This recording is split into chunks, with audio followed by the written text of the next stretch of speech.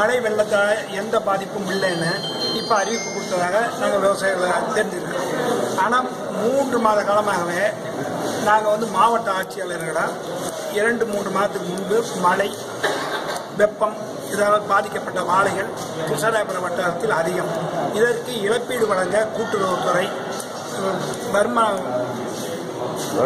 வருவாய்த்துறை போன்ற எல்லா துறைகளுக்கும் மனு கொடுத்தும் இதுவரை எங்களுக்கு எந்த பலனும் கிடைக்கவில்லை. எங்களுக்கு மழையால் பாதிப்பில்லை என்று ஒரு வழியில் முடிந்து விட்டார்கள். நாங்கள் உற்பத்தி செய்யக்கூடிய வாழைகளை செங்கல்பட்டு, சென்னை, ஆம்பூர், திண்டுக்கல், மதுரை, கோயம்புத்தூர், ஈரோடு இந்த பகுதிகளுக்கு எடுத்து செல்வோம். தற்பொழுது அந்த பகுதியில் வாழைப்பழ வியாபாரம் அறவே நின்றுவிட்டது. இங்கிருந்து அனுப்பப்பட்ட காய்களை திரும்ப அனுப்புகிறார்கள். வாழை வியாபாரி எங்கள் காய்களை கொண்டு வந்து எங்களிடம் திரும்ப தந்து விடுகிறார்கள். ஒரு தார் 20 முதல் 40 ரூபாய்க்கு தான் விற்கிறது. இப்படி வாழையை நீங்கள் உற்று நோக்கி பார்த்தால் எல்லா வாழையும் தற்பொழுது பழுத்து வீணாகிக் கொண்டிருக்கிறது. சென்ற வருடம் நான் ஜிக்ஜாக் முறையிலே 1 ஏக்கர் நடவு செய்தேன். அது ஜூன் மாதத்தில் அடித்த காற்றில் அதிகம் சேதமானது.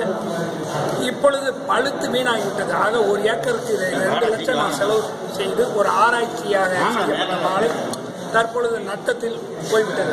ஆகவே மாவட்ட ஆட்சியாளர்கள் எங்கள் பகுதி வாழைகளுக்கு உகந்த நிவாரணத்தை வழங்குவதற்கு ஏற்பாடு செய்யுமாறு நாங்கள் தாழ்மையுடன் கேட்டுக்கொள்கிறோம்.